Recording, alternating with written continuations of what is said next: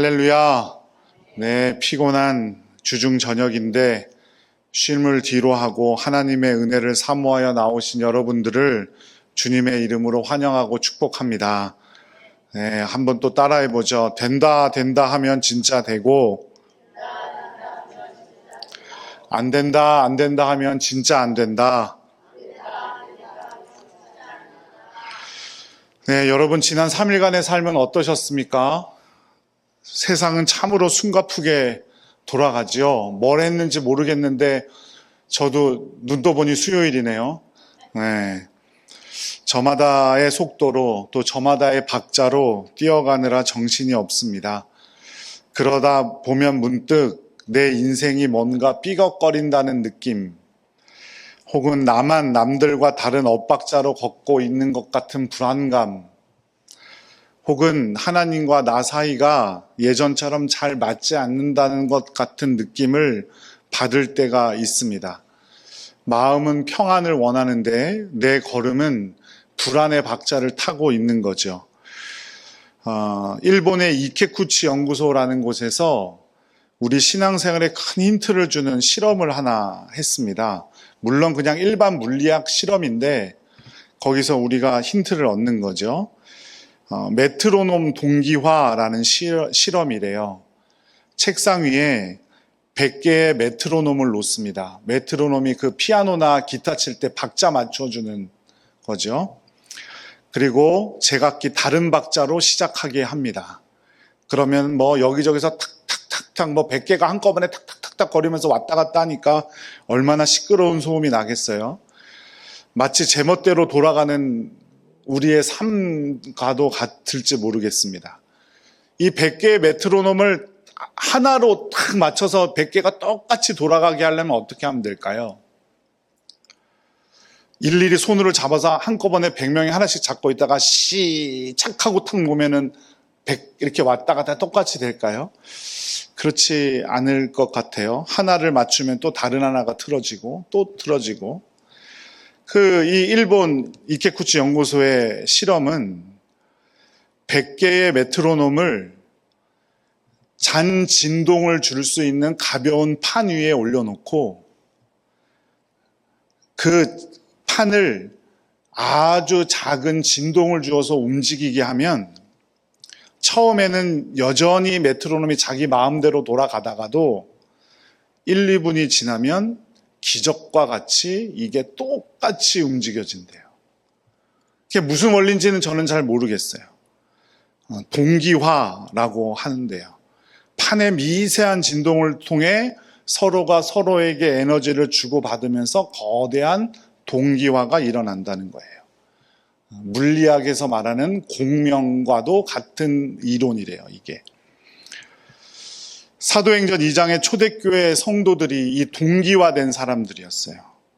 오순절날 성령이라는 거대한 판 위에 함께 올라갔고 그동안 살아온 인생들이 다 달랐는데 그곳에서 하나가 되는 놀라운 기적을 경험했습니다. 본문 46절 말씀을 한번 읽어볼까요? 우리 함께 읽어보겠습니다. 날마다 마음을 같이하여 성전에 모이기를 힘쓰고 집에서 떡을 떼며 기쁨과 순전한 마음으로 음식을 먹고. 여기서 제일 먼저 주목해야 할 단어는 날마다입니다. 날마다. 그들은 안식일에만 모인 것도 아니었고 일주일에 한 번 모인 것도 아니었고 날마다 모였습니다. 그들의 시간이 남아 돌아서 그랬을까요? 그렇지 않겠죠. 그들은 어쩌면 우리보다 더 치열한 하루를 살아야 했을 겁니다. 현대 또 뇌과학에 이런 법칙이 있대요. 햅의 법칙. 뭐냐면 함께 우리 머리 안에서 생각을 하면 불안감과 두려움과 같은 것들을 자주 생각하게 되면 그런 것들이 쉽게 더 연결된다는 거예요. 우리 머리 안에서. 그래서 일주일 내내 세상의 뉴스, 세상의 걱정, 세상의 경쟁에 노출되어 있었다면 우리 뇌는 무엇을 보더라도 그쪽에 먼저 반응을 한다는 거죠. 좀 어렵지만 이해는 되실 것 같아요. 그러니까 우리가 좋은 것만을 항상 생각하고 살아가다 보면 다른 그 무엇을 보더라도 좋은 것이 먼저 떠오르고 좋은 것이 먼저 머릿속에 연상이 된다는 거죠. 이것과 같은 우리나라의 속담이 있어요. 자라보고 놀란 가슴, 소뚜껑 보고 놀란다. 그러니까 자라를 보고 흠칫한 기억이 소뚜껑을 보고도 어떻게 해요? 흠칫하게 만든다는 거죠. 이것과 마찬가지예요. 그러니까 우리가 매일매일 반복되는 생각과 행동이 더 깊숙이 우리 뇌 속에서 연결이 된다는 거예요. 그러면 우리 날마다 무슨 생각을 하면서 살면 좋을까요? 우리는 날마다 예수님 생각하고 또 함께 믿는 우리들 생각하면서 살아가야지 우리가 무엇을 보더라도 어떻게 돼요? 먼저 신앙적인 생각을 할 수 있다는 겁니다. 그래서 어떻게 해요? 사랑하는 사람과 한참 연애하고 사랑하는 사람이 있을 때 맛있는 것만 먹어도 누가 생각이 나요? 그 사람이 생각나고. 좋은 데 가면 꼭 그 사람이랑 같이 와야지. 왜 그러냐면 그 사람 생각을 계속 하고 있기 때문이라는 거예요. 우리도 마찬가지입니다. 날마다 모이기를 힘쓰는 우리 모두가 되기를 간절히 축복합니다. 그래서 말씀의 판 위에, 기도의 판 위에, 성령의 판 위에 우리 자신을 올려놓을 때 우리는 율법적인 의무가 아니라 영적인 생존 본능으로 우리는 하나가 될 수 있는 겁니다. 모이기를 힘쓰다라는 단어는 원래 뜻이 무엇이냐면 집요하게 붙들다, 끈질기게 버티다라는 뜻이에요. 집요하게 붙드는데 아무 생각 없이 붙들 수 있나요? 아니죠. 의지적으로 붙들어야 하고 내 힘을 다해야 되고 거기에 집중을 해야 돼요. 그렇지 않으면 놓쳐버리고 말죠. 그러니까 그들은 저절로 모인 게 아니라 바쁜 일상 속에서도 피곤한 육체를 속에서도 의지적으로 날마다 모이기를 힘썼다. 의지적으로 붙들었다 이 말입니다. 사랑하는 여러분, 오늘 이 수요 예배에 나오신 여러분들이 그 모이기를 힘쓰는 분들인 줄로 믿습니다. 세상의 메트로놈 소리가 아무리 커도 하나님의 박자에 맞춰 살겠다라고 결단하며 항상 더 많이 주님 생각하고 믿음의 공동체, 믿음의 사람들 생각하는 여러분들 되시기를 간절히 축복합니다. 이 날마다의 거룩한 습관이 여러분의 영혼을 건강하게 지배하는 축복이 되기를 간절히 바랍니다. 두 번째로 주목해야 할 단어는 마음을 같이 하여라는 단어입니다. 본문을 보면 현대인의 상식으로는 이해하기 힘든 장면이 나오죠. 사도행전 2장 44절 45절 함께 읽어보겠습니다. 믿는 사람이 다 함께 있어 모든 물건을 서로 통용하고 또 재산과 소유를 팔아 각 사람의 필요를 따라 나눠주며. 어떻게 내 재산을 남에게 다 나눠줄 수 있겠습니까? 이건 뭐 강요된 공산주의가 아니잖아요. 자신이 누구인지에 대한 깊은 깨달음에서 온 자연스러운 행동이었어요. 내가 성령의 사람이고 우리가 하나라는 사실을 믿었기 때문에 할 수 있는 행동이었어요. 미국의 유타주에 가면 판도라는 거대한 숲이 있대요. 4만 7천 그루가 넘는 사시나무 숲이라는데요. 거기가 판도라는 이름이래요. 겉으로 보면 나무 하나하나가 다 따로 떨어져 있는 개체처럼 보이지만 과학자들이 그 나무 한 그루 한 그루의 유전자를 분석해보고 깜짝 놀랐다는 거예요. 왜냐하면 그 4만 7천 그루의 나무가 하나의 유전자로 이어져 있다는 거예요. 그래서 진짜 땅속을 파보니까 이 나무들이 거대한 뿌리로 전부 다 연결이 되어 있더라는 겁니다. 8만 년이 넘은 이 숲이 다 이쪽 끝에서 저쪽 끝까지 4만 7천 그루의 나무가 다 연결이 되어 있어가지고 물이 풍부한 쪽에서 물이 부족한 반대쪽으로 뿌리를 통해서 수분도 공급해주고 그늘에 가려서 영양분이 부족한 나무에게는 햇빛을 많이 받는 큰 나무가 영양분을 공급해 준대요. 그렇게 이 숲은 8만 년 동안을 살아남은 거예요. 병충해도 이기고. 이것이 바로 판도라는 숲의 비밀입니다. 성령이 임하시자 초대교회 성도들이 눈이 열린 거예요. 이 사람 저 사람 내가 남이 아니구나. 예수 그리스도라는 한 뿌리에 연결되어 있는 사람이구나. 이것을 깨닫자 내 것을 내 것이라 하는 것이 아깝지 않게 된 거예요. 그래서 우리는 서로를 직분으로도 부르지만 뭐라고 부릅니까? 형제요, 자매라고 부르잖아요. 다 연결되어 있다는 거예요. 나의 풍요가 너의 결핍을 채우고 내 결핍은 네가 채워줄 거라는 믿음으로 함께 살아가는 거죠. 하지만 현대 사회에는 우리에게 끊임없이 속삭입니다. 결국 인생이란 각자 도생이야. 혼자 사는 거야. 그래서 많이 요즘 사람들은 외로워하고 관계적인 문제에 어려움을 겪고 아무리 SNS 친구가 많아도 영혼의 뿌리가 연결된 느낌을 받지 못합니다. 한 공간에 있어도 말하기가 주저스러워서 카톡으로 연락을 해서 뭐해? 라고 물어보고. 하지만 그렇게 고립되어 가면 우리 영혼은 말라 죽게 됩니다. 우리 교회도 마찬가지입니다. 하지만 교회는 또 달라야 하죠. 영적으로 판도라는 숲처럼 전부 이어져 있어야 됩니다. 오늘 우리가 함께 모여 찬양하고 기도할 때 눈에 보이지 않는 영적 뿌리를 통해서 서로에게 생명을 주고받고 있어야 합니다. 내가 지쳐서 기도할 힘이 없을 때 옆에 앉은 권사님의 기도가 찬양대의 찬양이 내 영혼에 영양분을 공급해 주는 겁니다. 우리가 모여야 하는 이유가 여기에 있습니다. 우리는 연결되어야 살아갈 수 있는 존재들임을 꼭 기억하시기 바랍니다. 그런데 이 모이는 것에 참 안타까운 이야기들이 있습니다. 점점 모이기가 힘들어지죠. 또 목사님들 사이에서는 어떤 말도 하냐면 모이게 하질 말아야 된대요. 왜 그러냐 그랬더니 모이면 다 나쁜 얘기들만 한다는 거예요.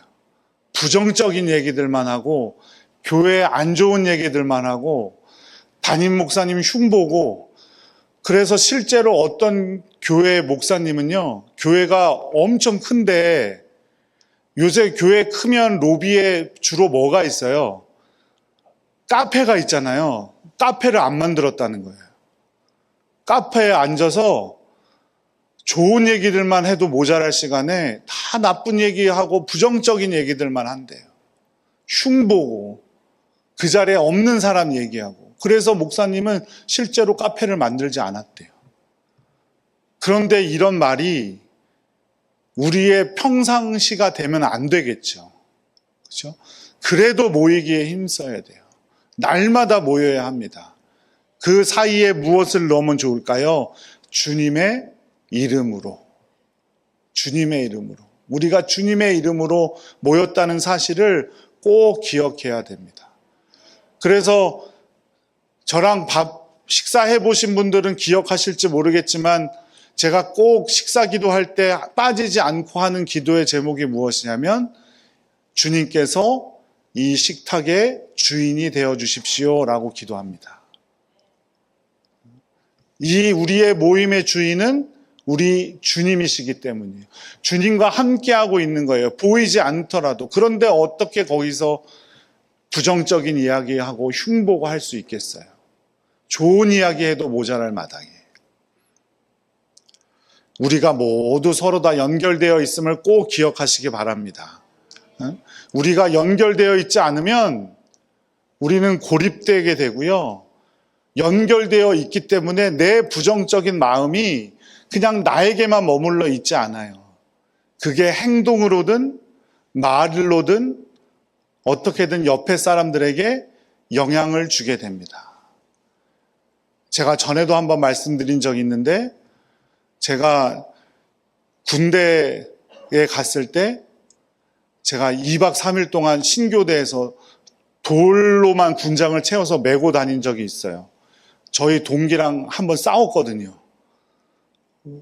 왜 싸웠냐면 야간 사격을 하러 갔는데 제가 1월 달에 군대를 갔어요. 강원도 인제로. 얼마나 추웠겠어요.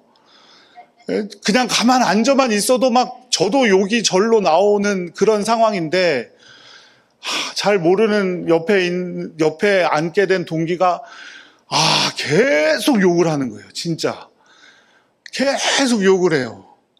그래서 저도 너무 화가 나가지고 욕 좀 하지 말라고, 안 그래도 짜증이 난다고 그랬다가 싸웠거든요. 그래서 조교한테 붙잡혀가지고 군장에다가 군화, 모포 이런 거 안 넣고 돌로 채워가지고 그거를 2박 3일 동안 잘 때만 빼고 메고 다녔던 적이 있어요. 그렇게 좋은 것은 또 잘 전달이 안 되지만 나쁜 거는 정말 잘 전달이 되거든요. 부정적인 마음들, 불평하는 거, 원망하는 거 금방 전달됩니다. 그래서 세 명이 있다가 화장실도 가지 말라 그러잖아요.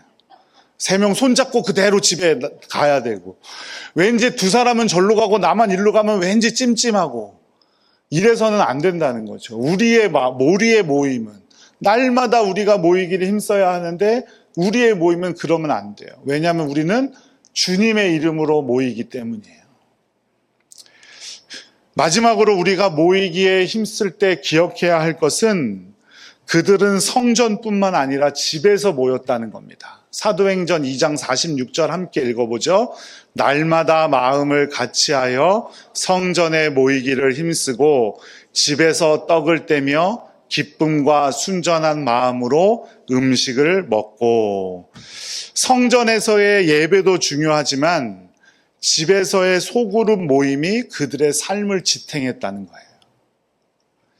그래서 우리의 가정을 활짝 오픈하는 것이 중요한데 그러기가 참 쉽지가 않죠. 그런데 잘 생각해 보세요. 집을 옛날에 속회들 다 집에서 드릴 때와 지금 그렇지 않고 교회에서도 드리고 식당에서도 모이고 할 때와, 그렇게 신앙생활할 때와 지금과 비교해 보면 그 사람들의 마음을 속속들이 더 알고 있는 건 언제일 것 같으세요? 지금이에요? 옛날이에요? 옛날이죠. 집을 오픈해야 서로의 마음들을 속속들이 알게 된다는 거예요. 일본 오키나와가 관광지로도 유명하지만 세계적인 장수 마을로도 유명해요. 오래 사는 걸로. 학자들이 그들이 왜 이렇게 건강하고 오래 사는지를 연구했는데 첫 번째는 소식이었대요. 소식. 조금 먹는 거. 그런데 좋은 음식, 맑은 공기도 있었지만 결정적인 비결은 그 오키나와 지역의 독특한 모아이라는 모임이 있었다는 거예요. 모아이. 오키나와 사람들은 어릴 때부터 마을 안에서도 5명에서 6명씩 짝을 지어서 모아이라는 그룹을 다 만들었대요. 옛날에 우리말로 하면 둘의 품앗이 이런 거 비슷할 것 같아요. 이들이 평생을 간다고 합니다. 어린 시절부터 그렇게 모여서. 매일 만나 차를 마시고 수다를 떨고, 그러다가 누군가 사업이 실패하면 십시일반 그 모아이들이 돈을 모아서 돈을 빌려주기도 하고 그냥 주기도 하고, 배우자가 세상을 떠나면 옆에서 가족과 같이 장례식장을 지켜주고, 이게 바로 상부상조 정신, 일본 말로 유이마루라는 정신이래요. 오키나와 노인들이 이렇게 말합니다. 내가 쓰러져도 나를 일으켜줄 모아이가 있다. 이런 생각들이, 이런 모임들이, 이런 만남들이 스트레스를 없애고 우울증을 막아주고 그들을 장수하게 만든 거예요. 사도행전 2장의 교회가 바로 영적인 모아이였죠. 그들은 거룩한 성전에서만 만난 게 아니라 집에서 밥을 먹으며 삶을 나누었습니다. 기쁨과 순전한 마음으로 음식을 먹었어요. 순전한 마음이라는 뜻은, 그 단어는 돌이 없는 땅이라는 뜻이래요. 돌이 없는 땅. 매끈하고 무언가 거칠 것이 없고 걷어낼 것이 없는 마음. 그런 마음으로 서로를 대했더니 그렇게 영적인 모아이로서 서로의 필요까지 나누어 줄 수 있게 되었다는 거죠. 가면을 벗고 체면을 내려놓고 있는 모습 그대로 만나도 안전한 공동체. 나 요즘 너무 힘들어, 기도해줘. 내가 이런 것이 너무 속상해. 우리 자녀들 때문에 아주 힘들어. 라고 말해도 흉이 되지 않는 관계들, 이런 것이 바로 초대교회의 모습이었어요.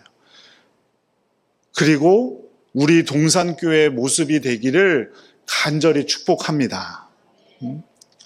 모이는 것이 자꾸 힘들어지고 부정적으로 여겨지는 현실입니다. 하지만 우리 교회 안에서 이런 영적 모아이가 되기를 간절히 축복합니다. 여러분의 속회 모임, 남선교회, 여선교회, 청장년선교회, 그런 모임들이 이런 영적인 울타리가 되어줄 수 있기를 간절히 기도드립니다.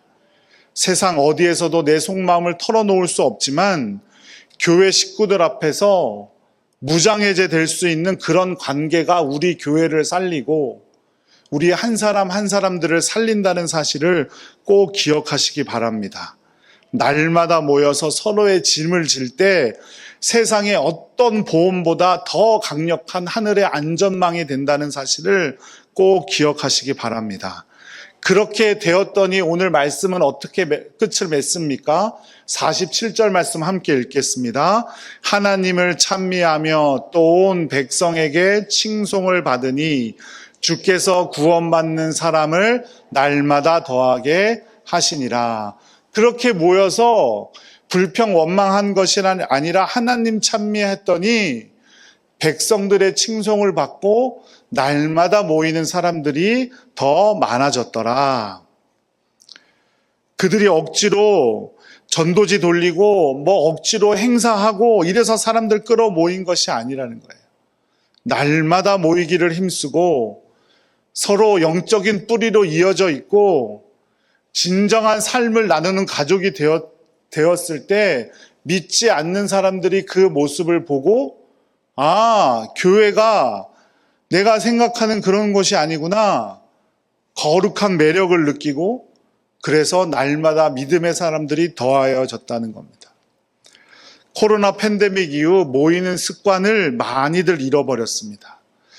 온라인이 편리하다는 핑계로 함께함의 능력을 과소평가하기도 합니다. 하지만 우리가 영적인 뿌리로 서로 연결되어 있을 때 그 어느 세상의 힘도 우리를 이기지 못함을 꼭 기억하시기 바랍니다. 그렇게 우리가 살아갈 때 세상이 주는 불안은 사라지고 하늘의 평안과 기쁨이 임할 줄로 믿으시기 바랍니다. 또한 오늘 이 밤 우리가 합심하여 기도할 때 성령님께서 우리를 하나 되게 하시고 세상이 감당하지 못할 우리 동산교회 생명의 공동체로 세워주실 줄로 믿습니다.